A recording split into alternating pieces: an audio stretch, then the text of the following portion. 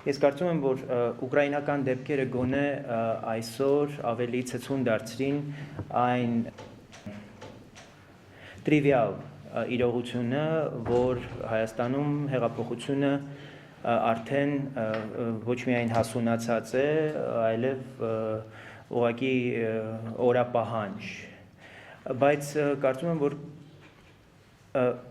մենք չունենք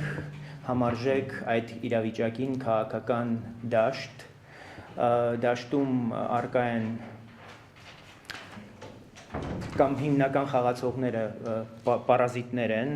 որոնք ուղղակի ապականում են այն էներգիան, որը իսկապես կարող է ֆունդամենտալ փոփոխությունների հանգեցնել։ Երբ այս խոշոր փոփոխությունները, համաշխարհային, աշխարհաքաղաքական փոփոխությունները անուշադրության են մատնվում քաղաքական հայտնի ուժերի կողմից եւ շարունակում է օրակարգում մնալ բուրժուա դեմոկրատական հեղափոխության թեզը, ուղղակի սարսափում ես այն արգելակող առաջադիմությունը եւ պրոգրեսիան, հնարավոր հեղափոխական գործողությունների, որոնք որ փաստորեն դաշտում գործում են եւ թույլ չեն տալիս իսկապես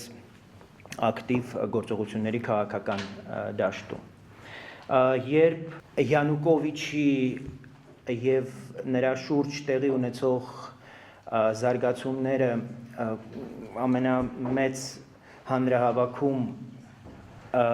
բոլորովին այլ երանգավորմամբ են ներկայացվում եւ խոսքը իջեցվում, հասցվում է Իվանիշվիլի Ծառուկյան մակարդակում, թե ինչ տարբերություն կամ ինչ պակաս է Ծառուկյանը Իվանիշվիլիից, իսկապես ողբ է ապրում եւ հասկանում, որ իրավիճակի համար իսկապես ավելի շատ պատասխանատու է դառնում ընդդիմությունը, քան իշխանությունը, որովհետև ընդդիմության չգոյությամբ հույսն է ավարտվում, իսկ այն ինչ ունենք իսկապես ողբերգական է։ Իսկ ինչ վերաբերում է Իվանիշվիլի թե Ծառուկյան, այդ քաղաքական ուժերին, ովքեր այսօր արդեն իրար հերթ չտալով ուրեմն թմկահարում են այդ թեզը, ուղղակի ասեմ, որ Իվանիշվիլիի կենսագրությունը չի սկսվում 33 տարեկանից եւ նա բռնաբարության համար չի նստել։ Այդքանը կարծում եմ բավական է, որ Տեր-Պետրոսյանը գոնե հասկանալով այդ թեզը դնում շրջանառության մեջ, եթե ասենք այդ մասին կարող է Ծառուկյան լավ չի հասկանում կամ Աբրամյան Հովիկը, Տեր-Պետրոսյանը հաստատ հասկանալով է այդ ավերը գործում մեր քաղաքական դաշտի վրա։ Չեմ կարող չհամաձայնվել Ստեփան Սաֆարյանի հետ, որ մաքսային միությունը ձախողված է, ավելի կարևոր է, որ ձախողված է Եվրասիական միությունը, բայց դրանից պետք չի ուրախանալ, որովհետև մենք շատ ավելի մեծ մարտահրավերների առջև ենք կանգնում, կապված մեր ռազմավարական գործընկերոջ գործողությունների հետ, որտեղ մենք ընտրել ենք այդպիսի գործընկեր, որը ամբողջ աշխարհի համար դարձել է գլխացավանք, եւ մենք ինչ-որ առումով նաև պատասխանատու ենք լինելու այս տարածաշրջանում, որտեղ մենք ֆորպոստություն ենք անում ռուսների համար, իր գործողությունների համար։ Եվ այստեղ շատ կարևոր է ոչ միայն իշխանությունների եւ պետության դիվերսիֆիկացիան արտաքին պարտներների ընտրության, այլև ներսում մենք քաղաքական դաշտում չունենք հստակ եւ ընդգծված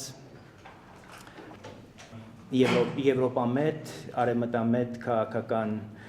հատվածներ, որոնք իսկապես նաև արևմտյան գործընկերներին հնարավորություն կտային գործել այդ դաշտում եւ հենվել այդ հատվածի վրա։